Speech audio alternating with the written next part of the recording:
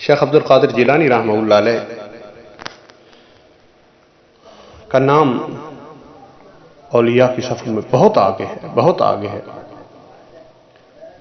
علماء نے لکھا ہے، علامہ انور شاہ کشمیری لکھتے ہیں، ان کی اتنی کرامات لا تعد ولا تحصى جو شمار سے بھی باہر ہیں۔ شیخ عبد القادر جیلانی کو غوث کا لقب ایک مسئلے کے بعد ملا، ایک مسئلے پہ آ کے لوگ پھنس گئے، علماء نے بھی کہا کہ اس کا جواب ہمارے پاس نہیں آ رہا۔ اس وقت شیخ عبد القادر جیلانی رحمہ اللہ نے اس کا جواب بتایا، تب لوگوں نے ان سے متعلق کہا کہ یہ شخص تو غوثیت کے مقام پر فائز ہے۔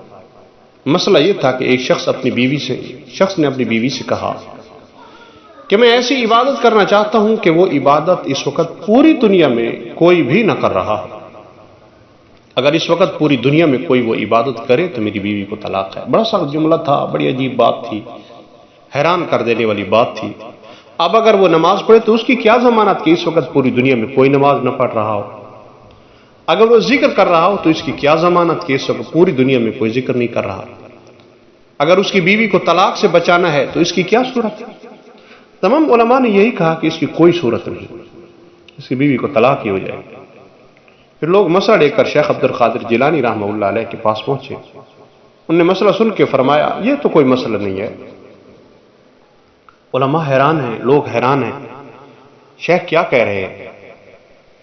تو شیخ اتنی بڑی بات کہہ رہے ہیں۔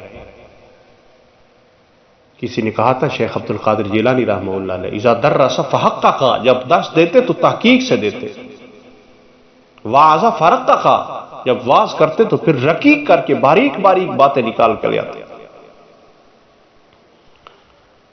افتا فدقق، جب فتویٰ دیتے تو دقیق باتیں بھی باہر آ جاتی، دقیق باتیں بھی بیان کر دیتے، فتوے میں زہر کر دیتے، وہ نکات پیش کرتے۔ تو بہرحال شیخ عبد القادر جیلانی رحمہ اللہ فرمایا یہ تو کوئی مسئلہ نہیں ہے، فرمایا بیت اللہ میں 5 منٹ کے لیے مطاف کو خالی کرا دو، یہاں طواف ہوتا ہے، اور بتا دو کہ اس بیچارے کی بیوی کی طلاق کا مسئلہ ہے، آپ لوگ تھوڑی دیر کے لیے رک لو، اس وقت رش نہیں ہوتا ہوگا اور پہلے دور میں لوگ بھی ماننے والے ہوتے ہوں گے، اور بتا دو کہ اس کی بیوی کی طلاق کا مسئلہ ہے، تھوڑی دیر کے لیے رک جاؤ، اور پھر اس شخص کو بالکل قریب سے طواف کرواؤ، اور 7 چکر لگانا بھی ضروری نہیں ہے، صرف 4 چکروں میں بھی طواف کی عبادت کا حکم لگ جائے گا، جو 5 منٹ میں ہو جائے گا۔ اور طواف ایسی عبادت ہے جو پوری دنیا میں ایک جگہ ہوتی ہے، جب یہ شخص طواف کر رہا ہو تو پوری دنیا میں یہ اکیلا ہی اس عبادت کو کر رہا ہوگا۔ تو علماء حیران ہوئے، دنیا حیران ہوئی، موجودہ وہ تب پتہ چلا کہ یہ دنیا میں یہ آدمی لوگوں کو مسئلے اور ہدایت بتانے کے اعتبار سے سب سے اعلیٰ مقام پر فائز ہے۔ غرض یہ کہ اہل اللہ کی ایک قسم اہل ارشاد کہلاتی ہے، اس میں سب سے بڑے درجے والا قطب الارشاد کہلاتا ہے۔ تو حضرت اتنے بڑے مقام پر فیض ہیں، حضرت کو یہ مقام ملا، اور ایک نام اللہ والوں میں ایک دوسرے اللہ والے کا نام آتا ہے جس کو دنیا شیخ عبد القادر جیلانی، شیخ جنید بغدادی رحمہ اللہ علیہ کہتی ہے۔ ان کا بھی بڑا نام ہے، ان کے بھی بڑی حیثیت ہے اور ان کا بڑا مقام ہے، دنیا ان کی بھی مثال لانے سے قاصر ہے۔ کہاں سے لائیں ایسے اللہ والے، کہاں سے لائیں وہ لوگ کہ جن کے بارے میں کل تک تو لوگ کہتے تھے کہ شاید یہ ولایت تک نہیں پہنچ سکتے، یا یہ لوگ ولی نہیں ہیں، پھر دنیا نے دیکھا، پھر دنیا نے مانا کہ یہ لوگ کتنے بڑے مقام پر فائز ہیں۔ جنید بغدادی رحمہ اللہ علیہ کی کسی مرید کا رنگ یکا یک تبدیل ہو گیا۔ آپ نے سبب پوچھا تو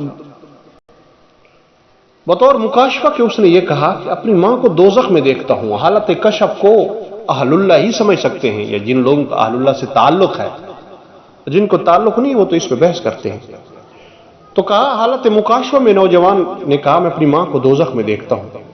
حضرت جنید رحمہ اللہ علیہ نے 1,00,000 یا 75,000 بار کبھی کلمہ پڑھا تھا، اس کو یوں سمجھ کر کہ بعض روایتوں میں اس قدر کلمہ کے ثواب پر وعدہ مغفرت ہے، یعنی ایک روایت میں آتا ہے جو آدمی 70 بار یا 70,000 دفعہ یا 1,00,000 دفعہ کلمہ طیبہ لا الہ الا اللہ محمد الرسول اللہ پڑھے، اللہ کی طرف سے اس کے لیے وعدہ ہے کہ اس کی بخشی ہو جائے گی۔ فضائل اعمال میں بھی تقریباً یہ روایت موجود ہے۔ تو حضرت کہتے ہیں میں نے پڑھا ہوا ہے، اپنے جی میں کہا کہ میں اس مرید کی ماں کو بخش دیا اور اس کو اطلاع نہ کی، مگر بخشتے ہی کیا دیکھتے ہیں وہ جوان تو حشاش بشاش ہے۔ آپ نے پھر سبب پوچھا تو اس نے عرض کیا کہ اب اپنی والدہ کو جنت میں دیکھتا ہوں۔ تو آپ نے اس پر یہ فرمایا کہ اس جوان کے مکاشفہ کا صحیح ہونا تو مجھ کو حدیث معلوم سے معلوم ہوا، یعنی اس سے یہ پتہ چلا یہ بندہ حالت کشف میں، اور حدیث کی تصحیح اس کے مکاشفہ سے ہو گئی، اور دوسرا اس سے یہ پتہ چلا کہ یہ حدیث مبارکہ کا کیا مقام ہے، یہ واقعی صحیح ہے یا کمزور ہے، تو پتہ چلا یہ حدیث پاک بالکل درست ہے۔ ایسے نہیں مقام ملتے۔ ایک مسجد میں حضرت جنید بغدادی بیٹھے ہوتے، ساری مسجد نمازیوں سے بھری ہوئی تھی۔ ایک شخص نے اعلان کیا کہ اس مسجد میں سب سے برا انسان وہ باہر آ جائے۔ سب سے پہلے حضرت جنید دوڑ کر مسجد سے باہر اعلان کیا میں سب سے برا ہوں۔ حضرت شبلی کو جب اس واقعے کی خبر ملی تو فرمایا اسی چیز نے تو ان کو وقت کا جنید بنایا ہے، اسی چیز نے تو ان کو اتنا بڑا مقام دیا ہے۔